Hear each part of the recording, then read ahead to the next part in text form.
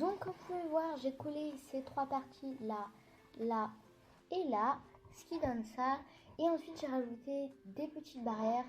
Et donc là j'ai rajouté, donc là vous ne verrez pas trop, mais il y a les petits escaliers avec 4 petits bouts à chaque fois aux endroits des escaliers.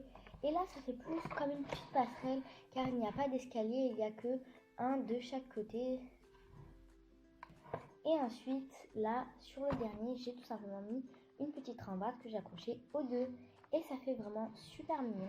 Moi j'adore, ça fait vraiment petit côté mystérieux, cabane magique un peu, voilà. Pour la suite vous allez poser votre cabane de côté.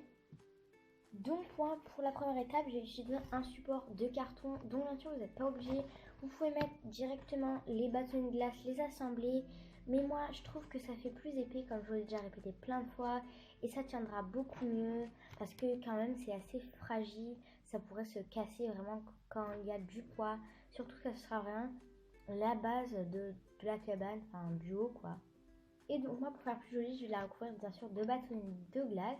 Donc moi pour gagner des bâtonnets de glace parce que j'en ai pas beaucoup, en fait je vais d'abord construire la maison, et après comme ça je pourrais juste recouvrir le tour, ce qui permettra de gagner une grande surface de bâtonnets pour faire la maison.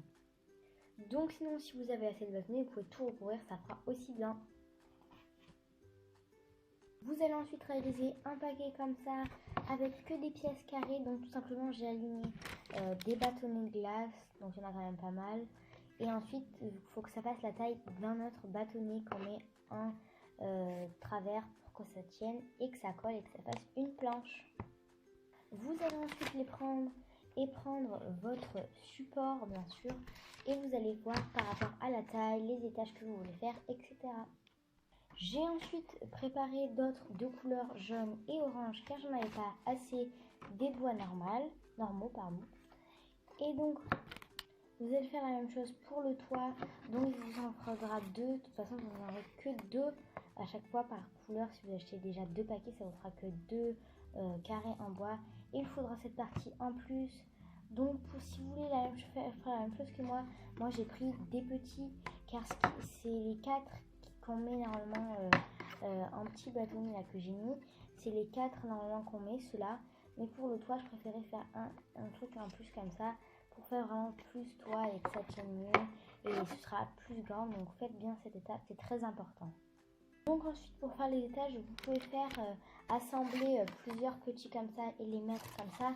Mais moi j'en ai pas assez, donc je vais prendre encore une fois des supports en carton que je recouvrirai soit avec des petits bâtonnets si j'en ai assez, j'en aurai certainement assez. Et sinon vous pouvez tout simplement le peindre si vous n'avez pas de petits bâtonnets, si vous avez que les grands, et ben ça fera quand même joli. Vous pourrez bien sûr ajouter des papiers peints et tout pour que ça fasse vraiment plus joli. Vous n'êtes pas obligé d'ajouter des bâtonnets, des petits bâtonnets, et si vous n'en avez pas assez comme moi, vous faire cette manière-là, ça fera vraiment très joli aussi. Vous allez ensuite découper tout ce qui sera porte, encore fenêtre ou même porte-fenêtre, toutes les choses de votre choix, et après vous allez les coller sur votre support en carton. Je les ai ensuite tous assemblés, ce qui donne ça. Voilà donc ce que ça donne de vue de l'intérieur. Donc là il y aura la petite chambre, ensuite ici la cuisine ainsi que la salle de bain. Là il faudra mettre un mur de séparation mais je ne l'ai pas encore fait. Et en bas là ce sera l'entrée, et là le salon on mettra une vitre, ça fera comme une porte vitrée. Et donc moi comme vous avez pu le voir, pour que ça tienne mieux, j'ai mis des bâtonnets de colle. Donc ça c'est tout simplement des bâtonnets de chez Action, ça coûte 1 € le paquet. Et sinon vous pouvez tout simplement mettre un bâtonnet de bois si vous en avez encore. Et donc voilà après de l'autre côté ce que ça donne. Donc là il faudra qu'on rajoute une petite surface juste ici pour faire un balcon de la cuisine. Et après on fera un petit truc qui descend jusqu'en bas pour récupérer les aliments. La même chose de l'autre côté. Là, donc ça fait pas un balcon, mais voilà, là, il y a une petite fenêtre, enfin voilà. Et de l'autre côté, de ce côté-là, là, il faudra mettre un balcon pareil aussi de la chambre, pour faire une petite terrasse, un petit balcon de la chambre. Et donc voilà, de devant ce que ça donne. Donc là, comme je vous l'ai déjà dit, ce sera le salon avec la porte-fenêtre. Ici, l'entrée. Là, ce sera la salle de bain, la cuisine avec le petit balcon. Et là, ce sera la chambre. J'hésite encore, mais peut-être que là, je vais mettre une planche pour faire un espèce de petit grenier et tout. Ça pourrait faire un petit grenier bureau. Enfin, voilà, vous avez un peu compris l'idée. Et donc, voilà, en gros, ça donne ça. Vous allez ensuite rajouter ce que je vous viens de vous montrer à la base. Donc, tout simplement, vous allez le coller en haut. Et ça fera quand même vraiment assez haut. Donc voilà, j'ai tout collé. Et je sais pas si vous avez remarqué, mais j'ai mis des petits piliers là pour tenir. Car sinon vraiment sur un tout petit tronc, une aussi grande maison ne tiendrait pas, ça basculerait trop. Donc si vous voulez faire comme moi, des petits piliers comme ça, donc là c'est des petits piliers carrés. Donc ce sont des petites baguettes que vous pouvez trouver dans les magasins de bricolage.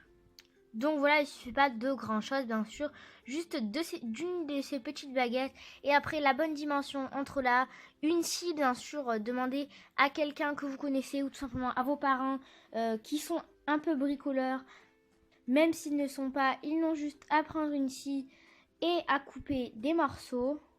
Et bien sûr, si vous ne pouvez pas faire ça, vous pouvez tout simplement les faire en carton ou en autre chose. C'est donc la fin de ce DIY. Il y aura bien sûr une partie 2 pour tout ce qui est décoration. Et je pense même faire une partie 3 pour l'aménagement de notre cabane. Sinon, j'espère que ma cabane vous aura plu pour l'instant. Si c'est le cas, n'hésitez pas à mettre un maximum de pouces bleus pour m'encourager, à partager, à commenter et surtout à vous abonner. Bye!